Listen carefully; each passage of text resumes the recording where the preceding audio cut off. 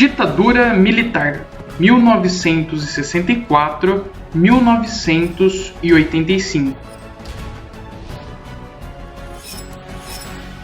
Olá pessoal, tudo bem? Espero que estejam todos bem. Dando sequência ao nosso conteúdo de História do Brasil, chegamos aí numa das últimas aulas programadas, que é esse período trágico e longo da história do Brasil, conhecido como ditadura militar, período que compreende aí os anos de 1964 a 1985, 21 anos em que o Brasil esteve sobre aí uma forma rígida, autoritária e bárbara de governo, como nós veremos aí nesta aula e também na próxima aula. Nessa imagem de cá temos uma charge que problematiza uma das principais características do período, que é o autoritarismo e também a prática de tortura.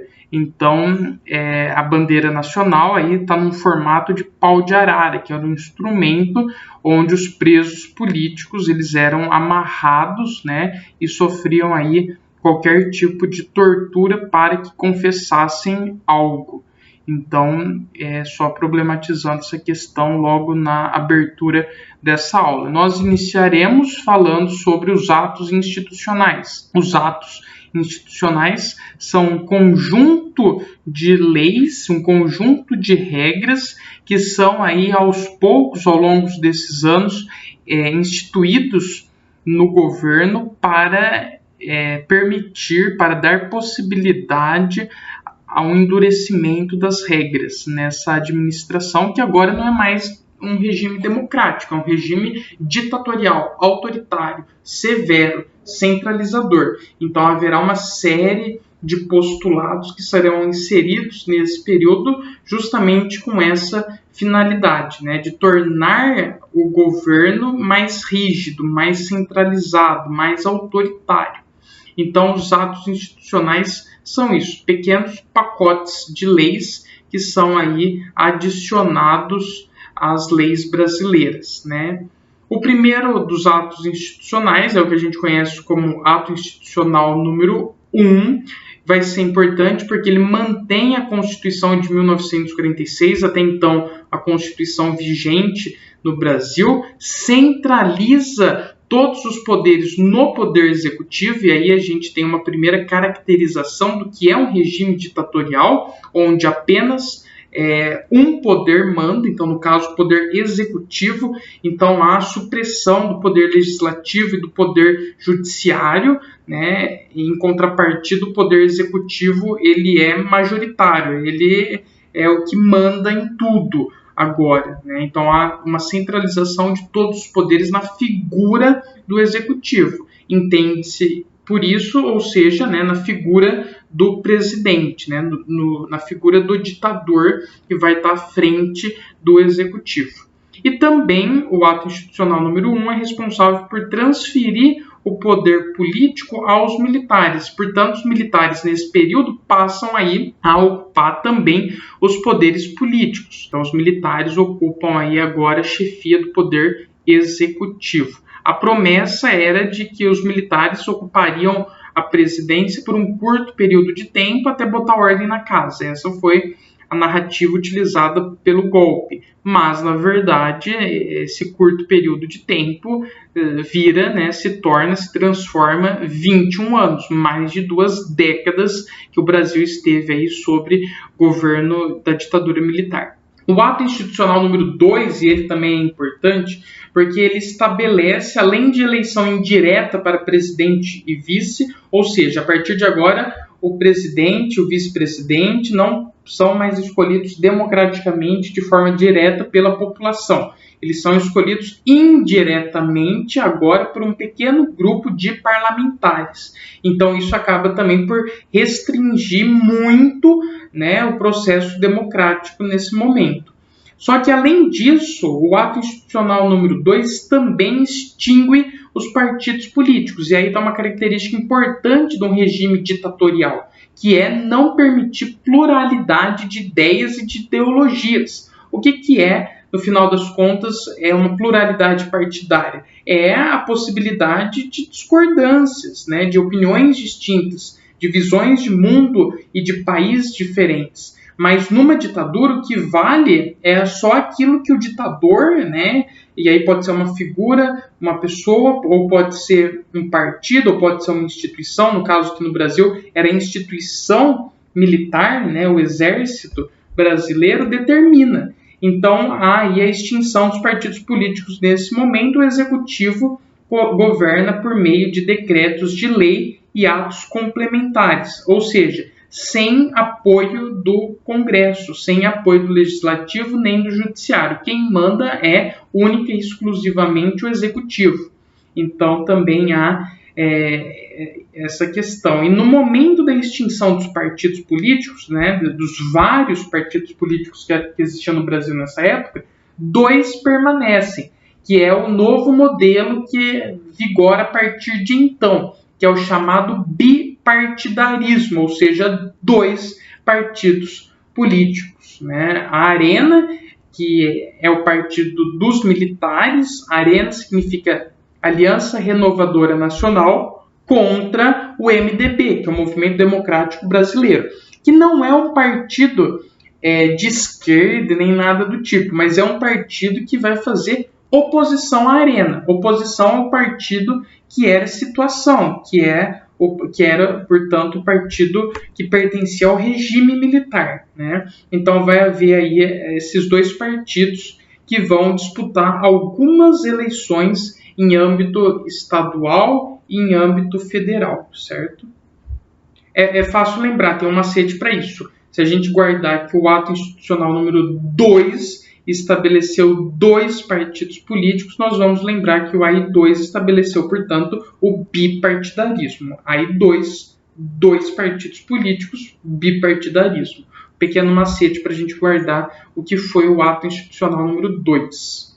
Ato institucional número 3. Eleições indiretas para governadores e prefeitos através das assembleias estaduais. Então, aquilo que o ato institucional número 1 já havia decretado, que era eleições indiretas para presidente e vice, agora o ato institucional número 3 também complementa esse processo. Ou seja, nem mais presidente e agora nem mais governadores e prefeitos, bem como vereadores, etc. e tal, serão eleitos pela população. Eles são eleitos agora indiretamente pelas assembleias estaduais.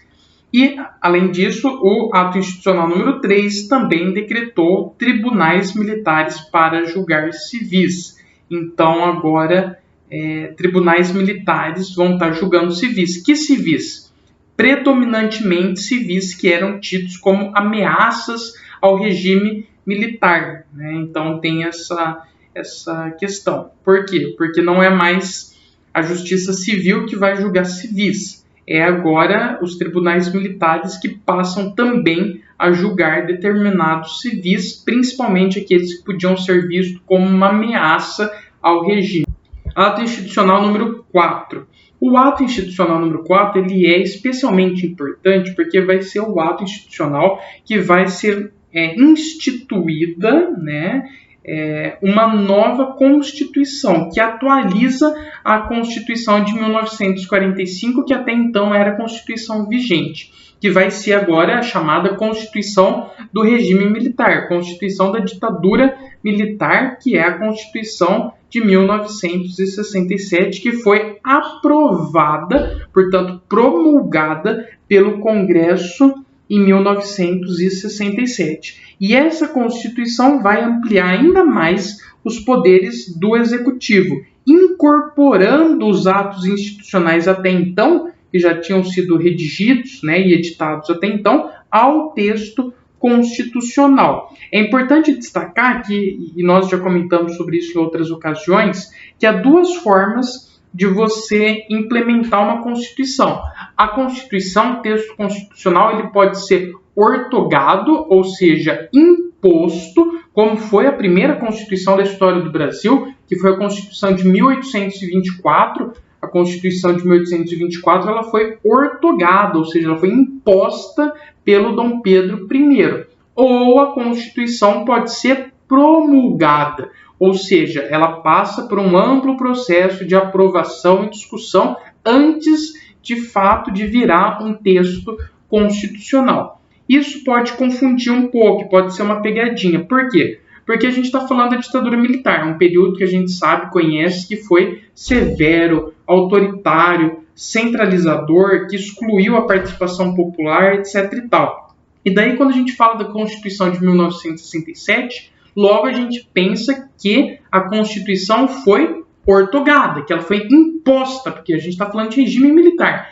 Entretanto, esta Constituição não foi imposta, não foi ortogada, ela foi promulgada, ou seja, ela teve aprovação do Congresso Nacional. Isso não quer dizer também que houve um processo democrático para a elaboração desse texto constitucional. Por quê? Porque as pessoas que estavam na Câmara foram aí simbolicamente forçadas a estar aprovando esse texto constitucional. Ou é isso, ou é isso. Então, a Constituição ela foi, de fato, promulgada, mas também não houve participação popular e democrática no processo de elaboração desse texto constitucional. Isso é outro ponto importante que deve ser dito também. Mas o AI-4 ele faz um outro ponto importante, que é a criação da lei da imprensa, que é o que a gente vai conhecer como censura, e também a lei de segurança nacional. Então, a lei da imprensa é a lei, o instrumento legal responsável por censurar veículos impressos, programas de rádio, programas de televisão, peças de teatro, livros, etc. e tal. Músicas, muitas foram censuradas nesse período. A lei da imprensa dizia que era necessário censurar todas aquelas produções que, de uma forma ou de outra, atentasse com o regime militar. Claro que, na sabedoria de muitos compositores, nas entrelinhas passava alguma crítica ou outra ao governo militar. E a Lei da Segurança Nacional era a lei que restringia as liberdades civis, as liberdades individuais. Qualquer ação que o governo julgasse que pudesse ser um atentado ao regime, teria uma punição. E isso foi muito importante para o regime militar para conseguir conter determinados grupos que se revoltavam com o regime. Então, certas oposições políticas, grupos armados que se revoltavam contra o regime, foram contidos porque eles eram enquadrados nessa Lei de Segurança Nacional. Então, são instrumentos, leis, que têm aí o papel de estar ajudando na manutenção do regime militar, na ditadura militar. Por isso que eu coloquei entre aspas logo abaixo que seria uma institucionalização da ditadura, porque agora tem leis, é uma instituição o regime militar. Então é importante lembrar aí sempre da lei da imprensa, que estabeleceu censura prévia no Brasil, e também a lei de segurança nacional, que vai ser importante para enquadrar determinados grupos políticos opositores em crimes, e aí prender e até mesmo matar esses opositores políticos, como a gente sabe, infelizmente, frequentemente aconteceu. Aqui nós temos uma charge justamente problematizando essa questão da censura. Isso não era raro, essa possibilidade de que de última hora os órgãos lá de censura rejeitassem determinado texto ou determinada parte do texto e o jornal não tinha nada para preencher e às vezes acabava publicando o jornal com espaço em branco ou colocando qualquer receita do tipo no lugar, receita de bolo, enfim, só para estar ocupando aquele espaço que era, na verdade, de uma matéria, de um texto, de um artigo, de uma foto, que não pôde ser publicada por conta do regime militar, por conta da censura prévia do regime militar. A pior parte da censura é então quer dizer, aí tem uma problematização. E na figura de baixo, da mesma forma, alguns veículos de comunicação consolidados, aí, como o Grupo Globo, Folha de São Paulo, Estado de São Paulo, que é um papel de jornal enrolado, mas que forma também o pau de arara, que é aquele instrumento de tortura que eu já havia comentado, né? Então, essa problematização ocorre porque grandes veículos de comunicação como estes aí que foram citados na charge apoiaram, num primeiro momento, tanto o golpe quanto a manutenção do regime militar. Num segundo momento, né, na segunda metade, na metade final do regime, aí a maioria desses órgãos de imprensa deixa aos poucos, né, gradativamente, de apoiar o regime militar. E o ato institucional número 5, que foi de longe o mais importante de todos, portanto, aquele que você deve guardar, porque é o que mais frequentemente aparece em vestibulares, foi o mais cruel, o mais dolorido e o mais repressivo de todos os atos institucionais. Por isso que, para guardar esse ato institucional, você pensa AI-1, AI-2, AI-3, AI-4 e AI-5, o mais dolorido de todos os atos institucionais, né? E ele é editado justamente com o objetivo de conter o clima revolucionário que estava presente no momento. Esse clima revolucionário vai fazer o governo adotar, por meio do ato institucional número 5, um regime mais linha dura, mais severo ainda. Então, em dezembro de 1968, Costa e Silva, é o nome do presidente, é um só, Costa e Silva,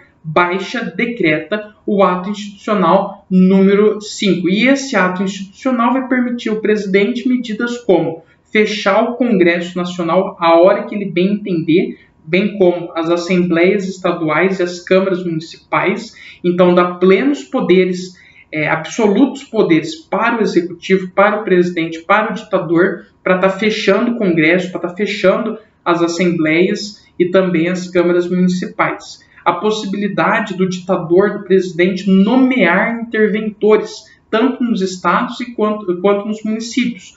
Muitas cidades, muitos estados, nesse período, tiveram seus representantes eleitos democraticamente, retirados do poder para colocar no lugar interventores, tanto em municípios quanto em estados. Também dava a possibilidade para o governo cassar direitos e mandatos políticos e suspender o habeas corpus. Ou seja, quando isso ocorre, quando há suspensão do habeas corpus, o que é o habeas corpus? É um documento que concede liberdade para um preso até que ele prove ou não a sua inocência.